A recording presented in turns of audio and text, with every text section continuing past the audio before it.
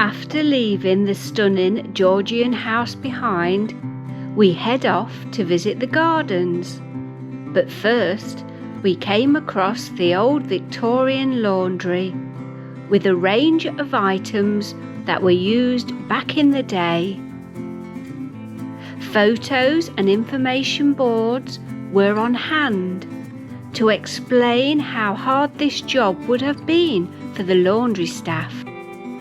Many of the National Trust sites have ambitions to move away from traditional water-hungry Victorian bedding plants, and so Beningbrough have collaborated with Andy Sturgeon and developed the drought-tolerant Mediterranean garden.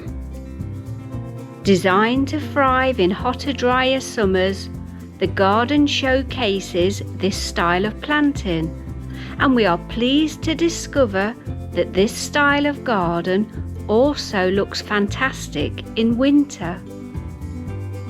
We visited on one of the first sunny days after a long period of wet weather.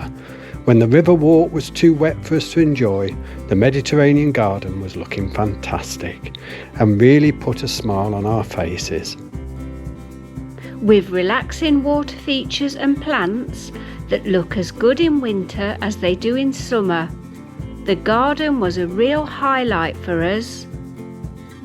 With low walls made from local York stone and strategic boulders around the sloped garden to give the flavour of a Mediterranean hillside. The winding paths reveal different viewpoints, hidden corners and fabulous seating areas. Another highlight for us was the walled garden, which includes the kitchen garden, which is used to provide produce for the lovely restaurant. There is also a brew house which provides light refreshments as well as a stable shop. There are also a number of other garden areas to enjoy, and a new wilderness area is currently being developed.